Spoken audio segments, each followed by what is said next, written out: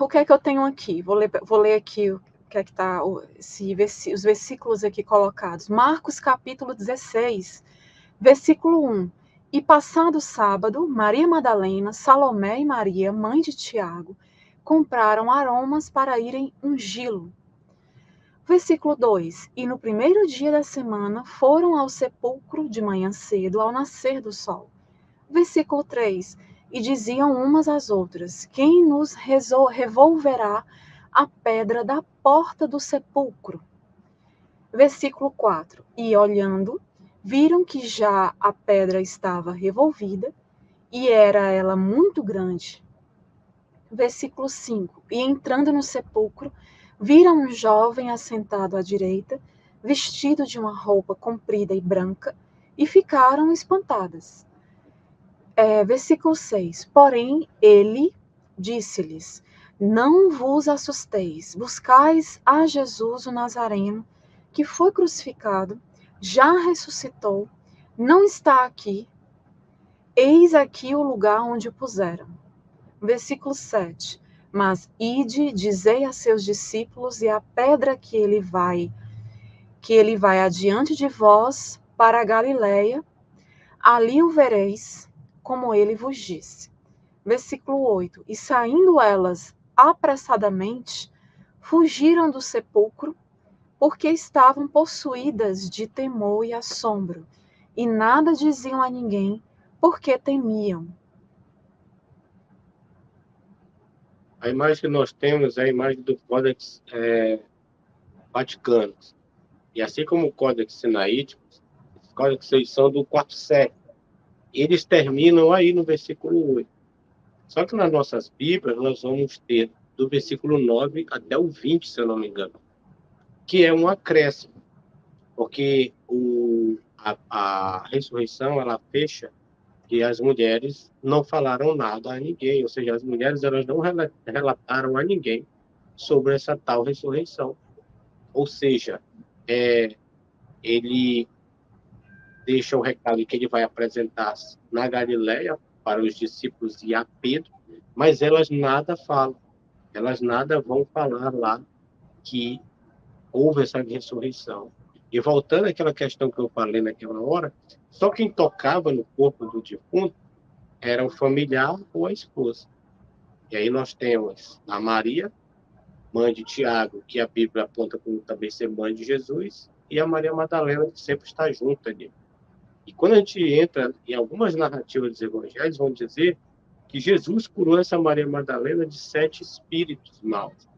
Justamente por conta da época deles, eles darem relatos a situações de doenças como possessões malignas, como possessões demoníacas. Que isso já vem ali de uma cultura helenística, de uma visão greco-romana. Então, nós observamos que toda a narrativa que fala a partir disso daí são acréscimos que vieram muito tempo depois. E nós não temos em base um escrito mais antigo que fala detalhadamente dessa forma da ressurreição. O que nós vamos encontrar é já produzido já nos códex. Que é um códex? O códex são papiros juntados um em cima do outro e costurado com ouro, que dá a aparência de um livro. São os códex. Esse códex sinaítico, que ele muito foi estudado por Tischendorf, ele tem um aparato crítico muito grande, muito importante sobre a Bíblia, o Tischendorf, ele encontrou esse códex dentro de uma lata de lixo. É aquilo que eu estava falando da agora. A escritura não era sagrada para as primeiras pessoas que estavam escrevendo. Era só um desenvolvimento humano. Sagrada é hoje na mente das pessoas que é colocada pelos líderes religiosos. Mas entre eles não era assim. Então, a Bíblia que você tem na sua casa hoje, ela vem do lixo. Ela foi encontrada dentro de uma lata de lixo. Aquilo que você chama de sagrado. Eu não estou falando isso aqui como escárnio ou esnobando, não. É a verdade histórica que está sendo dita aqui. Inclusive, o Tischendorf ele era cristão, se eu não me engano. Então, nós temos, a partir do verso 8, né, são acréscimos. E esses acréscimos eles vão ser colocados por diversas pessoas depois, com as suas variantes. Então, nós não temos um livro sagrado, fiel, inerrante, não. O que nós temos é um desenvolvimento humano. A cultura, ela é a base do desenvolvimento humano, assim como a religião, e assim como todos os deuses de todas as religiões, porque são criações humanas. Aquilo que nós aprendemos, que Deus fez o homem à sua imagem, à sua semelhança, é o contrário. Foi o homem que produziu. Porque o homem ele não consegue, o ser humano ele não consegue lidar com a morte. Você vai viver décadas com pessoas dizendo que vão para o céu, mas quando morre alguém, elas caem em pranto, elas choram. Que era para ser o contrário, era para fazer uma festa. Já que eu tenho a real convicção de que se o meu irmão, meu primo, meu tio, seja lá quem for, vai morrer, vai para o céu, eu deveria fazer um grande banquete, uma festa. Porque eu sei que aquele camarada vai para o céu. Mas não, eu vou chorar. Por quê? Porque naquele momento, no fundo, a pessoa vai perceber que aquela é a última vez que ela está vendo aquele outro. Acabou. Né? E para falar de algo que possa acontecer depois da morte, eu precisaria morrer e voltar de novo para contar. Então é por isso que eu não entro em detalhes com coisas abstratas. Eu não discuto coisas abstratas. Eu só discuto aquilo que eu consigo provar. E dentro do que nós deixamos aqui, é que dentro das próprias narrativas bíblicas e o seu desenvolvimento, é que ela tem várias problemáticas, é que ela entra em discussão com ela mesma e que ela, muitas das vezes, refuta ela mesma, por conta de ser uma criação humana e não divina. E eu fecho as minhas palavras por aqui. Acho que é com isso que vai ter aqui uma barulheira para dentro, caramba. Então, galera, o intuito, eu acho que esse foi o último slide, não foi? Acho que tem só mais um, João. Mas antes de passar para ele, deixa eu só colocar essa perguntinha da Thalita. Pessoal que está chegando, sejam bem-vindos. Vamos compartilhar bastante a live, tá? Thalita coloca: tem algum achado destruído que contradiga ou apoia as tradições sobre o sepultamento e a ressurreição de Jesus?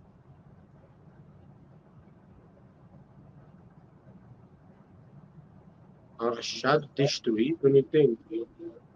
Achado destruído que contradiga ou apoie. Não, que a gente saiba as tradições sobre o sepultamento e a ressurreição de Jesus. É tudo uma criação humana. E também aí, o que a gente tem aí é o códex que existe até hoje, e que ele termina aí. O que nós vamos ter, Thalita, talvez você não observou lá no começo, são variantes textuais. Ou seja, nós estamos falando um exemplo, nós estamos falando aqui do julgamento de Jesus. Então, nós observamos que dentro do livro de Marcos, no capítulo 14, diz que Jesus celebrou a Páscoa. E no capítulo 15, que é um capítulo depois você lê numa Bíblia, se você tiver, o autor da narrativa diz que Jesus não celebrou a Páscoa, ele foi morto na véspera. Ou seja, o sábado, o grande dia de sábado, era o primeiro dia da festa da Páscoa, que é a festa do pães ázimos. Sábado, porque é um descanso para toda a comunidade judaica. Eles só poderiam se envolver com aquilo que estava presente à festa. O cordeiro era levado para ser morto no templo pelos sacerdotes, naquela época, entende? E a preparação da festa da primeira noite, o vinho, toda a preparação ali, um purê, aí tinha ali coisa que simbolizava as lágrimas dos judeus, assim, tudo símbolo, tudo simbologia. Inclusive, quando nós estamos ali em Mateus, capítulo 26, diz assim: enquanto todos comiam, Jesus pegou o pão e repartiu. Ou seja, observa que o escritor da narrativa ele tá mostrando como era o desenvolvimento da festa, daquele acontecimento naquela hora. Eles bebiam 4 cálices, é por isso que os discípulos dormem lá no Getsemane. Eles não dormem no Getsemane porque era tarde da noite, negativo. Eles dormem no Getsemane por conta do teor alcoólico que eles tomaram antes. E vinho dá sono. O cara bebe a primeira, bebe a segunda, a terceira, o cara já tá cambaleando. Ele vai ter que beber a quarta e a quinta para ele se animar de novo. Então, era 4 cálices, e cada cálice simboliza algo.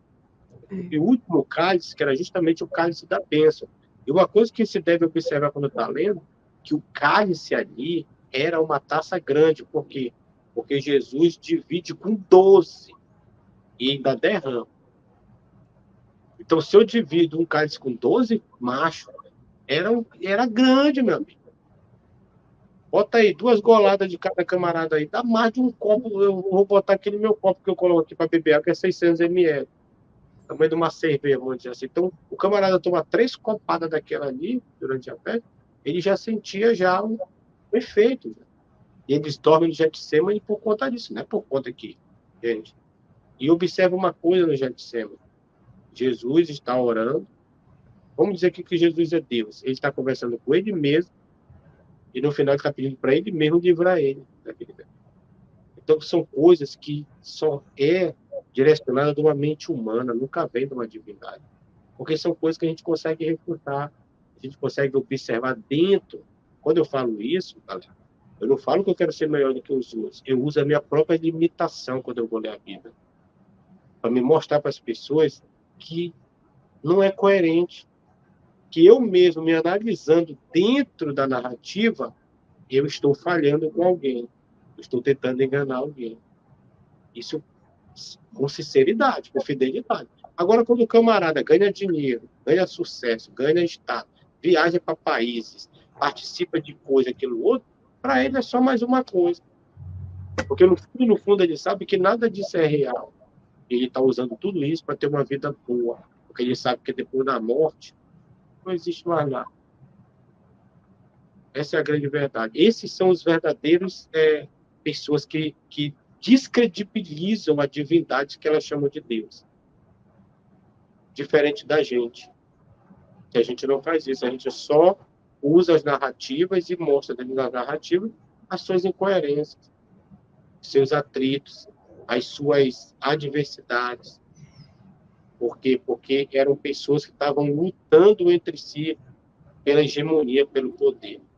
Entende? Eram bispos católicos que lutavam, que brigavam entre si pelo poder. Essa é a grande verdade das narrativas do Novo Testamento. A própria Igreja Católica ela não esconde isso. Esconde.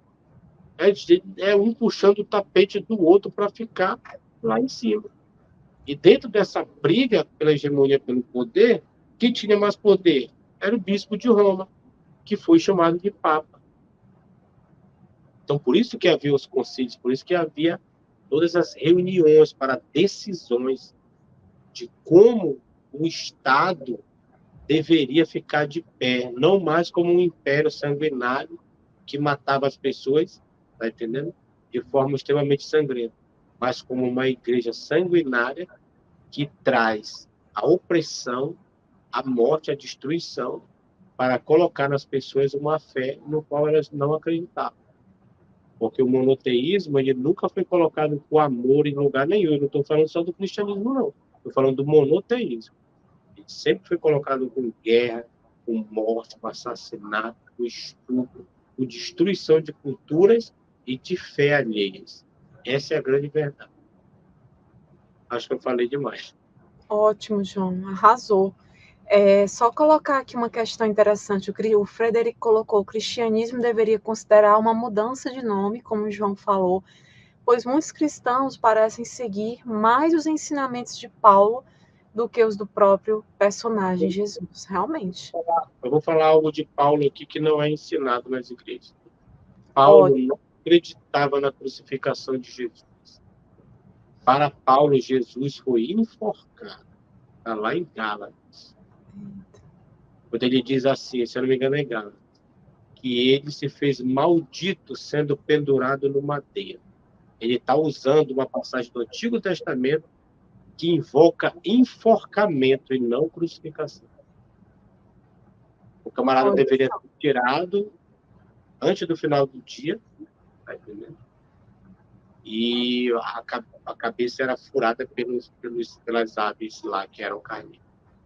E antes do final do dia tinha que ser tirado do madeiro. Mas a palavra ali é para enforcamento e não uma crucificação. Então, para Paulo, Jesus foi enforcado e não crucificado. E para Paulo também, Jesus foi nascido de mulher, ou seja, ele foi filho de pai e mãe, e não um filho de Deus com uma concepção virginal. Ele diz lá, se eu não me engano, em Gálatas 4:4, que ele era nascido de mulher debaixo da lei. Então, são coisas que ele deve... Coloquei Paulo aqui nos slides, mas estou citando aqui. Acho que vai ter então, acho que vai ser. Tudo que a Igreja Católica colocou, trazendo de outras religiões, principalmente do Egito e também do zoroastrismo, o cristianismo religioso evangélico, ele faz a mesma coisa. Ele usa 1 Coríntios capítulo 11 para falar de ceia. Ele não usa Mateus, Marcos e Lucas. Ele usa 1 Coríntios 11, que era uma festa lá dos Coríntios, chamado de Agapé, o Ágape. Eles vão falar de batismo, eles usam Paulo. Eles não usam João Batista nem Jesus. Por quê? Porque se eles usarem, vai dar bug. Porque o batismo era para quê? Para remissão de pecados. E Jesus foi batizado? Pô, e agora? Né? Para que as pessoas iam até João Batista? Para a remissão de pecados. Eles confessavam os seus pecados. Só que o escritor da narrativa ele tem que tirar isso. Ele vai dizer que Jesus não tinha pecados, mas foi para se cumprir o que estava escrito. Aí tu lê o Antigo Testamento todo e tu não encontra nada. E Jesus deveria cumprir isso lá no Antigo Testamento. É isso, galera. É por isso que eu vou começar aí. Jesus no Antigo Testamento. Será que ele está lá? Eita. Passamos o homem a nossa imagem. Mulher, é Deus, o Espírito Santo e Jesus. É mesmo. Só na cabeça de gente louca. Só responder aqui, Tânia, depois entra em contato comigo, que aí eu te passo, tá bom? Teve outra coisa aqui, mas a gente já vai passar. Obrigada, Dom Vlad, dizendo que meus dentes são bonitos. Valeu, são branquinhos. Eu cuido dos meus dentes. Obrigada. O Samuel colocou, as Bíblias de estudo trazem o ensino que o livro de Marcos 16, dos versos 9 até 20, é acréscimo. Exatamente. Então, vamos lá, vamos voltar aqui para o nosso slide para a gente poder concluir. Deixa eu ver. Tem mais dois antes de concluir. Esse aqui, Mateus capítulo 28, tá, pessoal? Vou ler aqui. O versículo 5. Mas o anjo, respondendo, disse às mulheres: Não tenhais medo, pois eu sei que buscai a Jesus, que foi crucificado. No versículo 6, ele não diz, ele não está aqui, porque já ressuscitou, como tinha dito. Vinde e vede o lugar onde o Senhor jazia. No versículo 7, ide, pois, imediatamente, e dizei aos seus discípulos que já ressuscitou dos mortos. E eis que ele vai adiante de vós para a Galileia, ali o vereis. Eis que eu vou-lo tenho dito. Versículo 8, e saindo elas pressurosamente do sepulcro, com temor e grande alegria, correram a anunciá-lo aos seus discípulos. No versículo 9, e indo elas, eis que Jesus lhes sai ao encontro, dizendo: Eu vos saúdo. E elas, chegando, abraçaram os seus pés e o adoraram. Versículo 10, então Jesus disse-lhes: Não temais, ide dizer a meus irmãos que vão a Galileia, e lá me verão. Pode passar. Pode? Deixa eu passar para o próximo, que é o último. Lucas capítulo 24, versículo 18. E respondendo um, cujo nome era Cleopas, disse-lhe: És tu só peregrino em Jerusalém e não sabes as coisas que nela têm sucedido nesses dias? versículo 19, E ele lhes perguntou, quais? E eles lhe disseram, as que dizem respeito a Jesus, o Nazareno, que foi um profeta poderoso em obras e palavras diante de Deus e de todo o povo. Versículo 20. E como os principais dos sacerdotes e os nossos príncipes o entregaram à condenação de morte e o crucificaram. Segundo Lucas, Jesus apareceu aos dois no caminho de Emaús. O Lucas, ele vem para melhorar os evangelhos. Então, Lucas, ele retira as mulheres da ressurreição. Por quê? Porque foi aquilo que eu falei ainda agora. Só quem podia ungir era familiares e a esposa. Então, Lucas dá um jeito de retirar Maria Madalena e as outras mulheres dali. Por quê? Porque já tem as discussões entre eles se Jesus foi casado com ela ou não. Entende? Esses evangelhos, eles estão dentro de discussões. Porque já tem gente mexendo aí para desenvolver a base de que Jesus era divino. Jesus não teve esposa, de que Jesus não teve família. Entende? Então começa-se a produzir aquilo no qual a ortodoxia quer, para que se apague os que foram chamados de apócrifos. Então pode observar que enquanto os evangelistas estão dizendo que o Jesus ele é ressuscitado e um anjo fala com as mulheres, Lucas não vai trazer isso. Ele vai trazer o Jesus ressuscitado para dois homens no caminho de Emaús. E outra coisa, na época deles, o testemunho de uma mulher não era válido. Entenderam agora? O testemunho de uma mulher não era válido. Então, o escritor da narrativa que coloca as mulheres como testemunha, ele desconhece o costume. Lembra da multiplicação dos pães? 5.000 homens, fora mulheres e crianças. Mulheres e crianças não foram contados.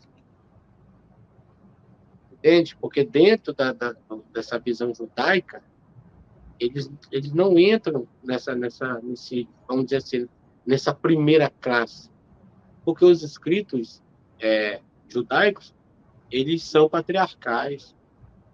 Lembrando, a mulher lá no Antigo Testamento, segundo a própria narrativa de Êxodo, capítulo 10, o Êxodo, capítulo 20, fala os 10 mandamentos, a mulher é um objeto do homem. A mulher está na classe de objetos do homem. Não desejais a mulher do próximo, não desejais a jumenta, não desejais o burro, não desejais... Ou seja, ela entra na classe de objetos do homem. Assim como a criança não era válida de um testemunho, algo da criança também. Então, eles não contam. Então, o Lucas, ele é o cara que ele vai escrever, segundo o próprio prólogo dele, ele vai melhorar aquilo que foi escrito antes dele. Já Marcos não escreve nada. As mulheres simplesmente ficaram com medo, se calaram e não falaram nada. Só que alguém acrescenta. E para melhorar os acréscimos, vem o Lucas. E o Lucas, ele fala lá no prólogo dele, ele diz assim, que quanto muitos estão escrevendo, muitos, não está dizendo quantos são, muitos estavam escrevendo, ele procurou fazer o quê? Uma visão acurada, ele fez uma espécie de investigação para poder trazer para Teófilo um escrito, a narrativa bem composta. Porque esse Teófilo ele já sabia que estava sendo escrito coisas sobre esse Jesus. E o Teófilo, ele é chamado de quê? De excelentíssimo, né? Que é o vocábulo krastos, em grego. Que é excelentíssimo, que é usado para quem? Lá em Atos dos Apóstolos, para o governador Félix e Festo. Então, o cara, o Teófilo, no mínimo, ele deveria ser um senador. E não era qualquer pessoa. Ele está pagando um cara para escrever. Ó. Mano, eu quero que tu escreva algo aí diferente do que a galera está escrevendo aí. Traz um negócio mais arrochado aí, mais novo. E aí que vai entrar a mitologia do Rico e do Lázaro, que faz parte da mitologia grega, porque Lucas é grego e e o Teófilo é grego. Então, existem detalhes no escrito de Lucas que você não vai ver nos outros evangelhos. Entende? É assim que é o negócio. Então, esses dois últimos slides são justamente para mostrar os acréscimos que há a partir de Marcos. Porque Marcos, segundo muitos estudiosos, diz que foi escrito primeiro.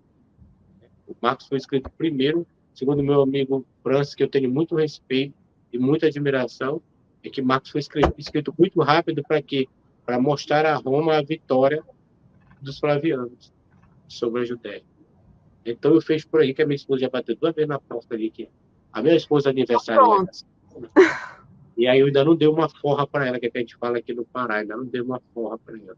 Ai, não, João, e a gente já passou do horário. Eu ia falar um pouco mais, mas tudo que eu ia falar, o João já falou com relação a Marcos, Mateus, Lucas.